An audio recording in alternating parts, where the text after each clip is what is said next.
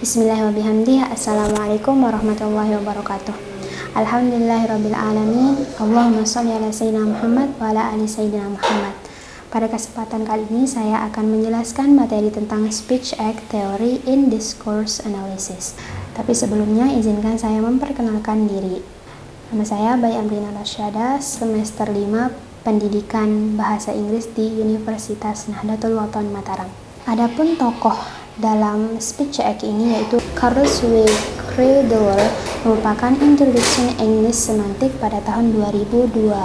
Adapun Speech Act memiliki arti menurut John L. Aston and has been developed by G.R. Searle bahwa they believe that language is not only used to inform or to describe things, bahwa mereka berpendapat bahwa bahasa itu tidak hanya digunakan untuk menyampaikan informasi atau menjelaskan tentang sesuatu, tapi juga it's often used to do thing, yaitu seringkali juga digunakan untuk do thing atau melakukan sesuatu, to perform act untuk menunjukkan perlakuan atau timbal balik dari apa yang diucapkan. For example, you are fired, kamu dipecat.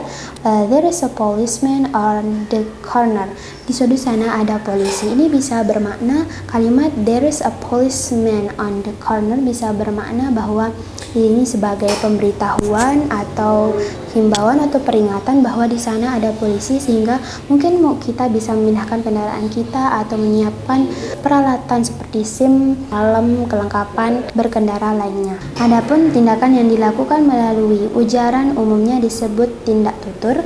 Tuturan kata yang relevan adalah tindakan itu sendiri. Tanpa ucapan, tindakan tidak bisa dilakukan. Dalam Speech Act Theory, there are three kinds of act. The first is illocutionary act, the second illocutionary acts, and the last is perlocutionary acts.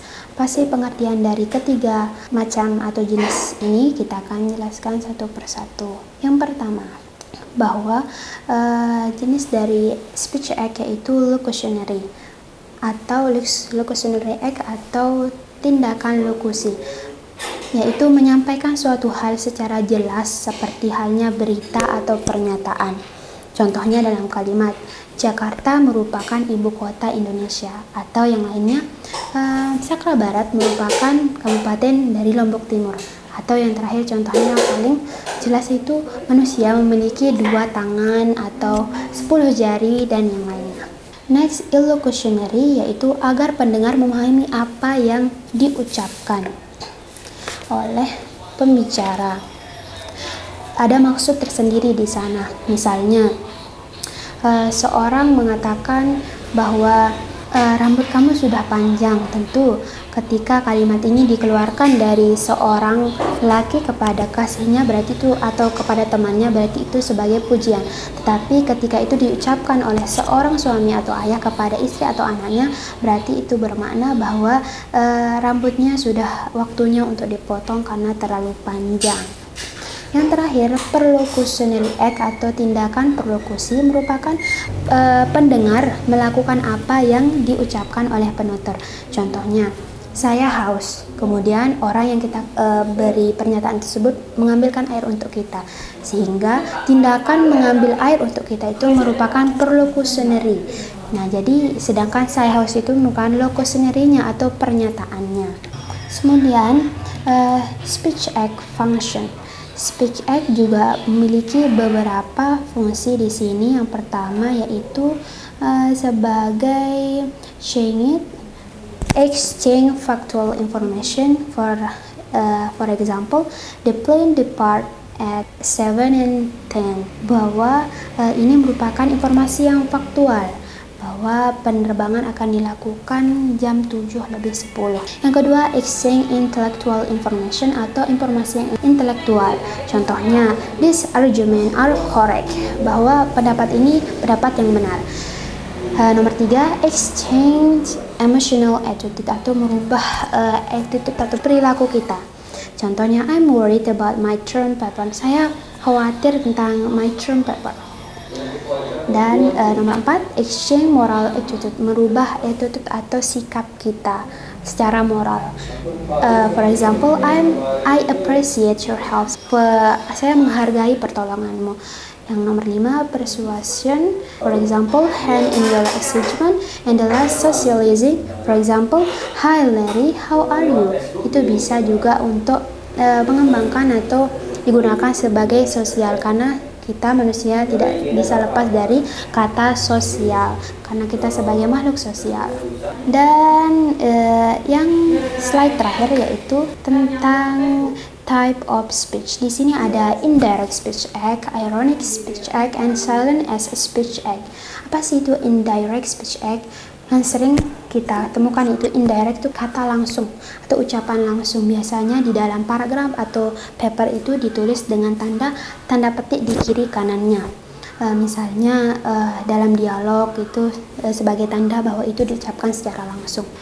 Contohnya misalkan indirect itu I promise not to keep this promise, or don't read this site, and you did a great job and I'm not being polite.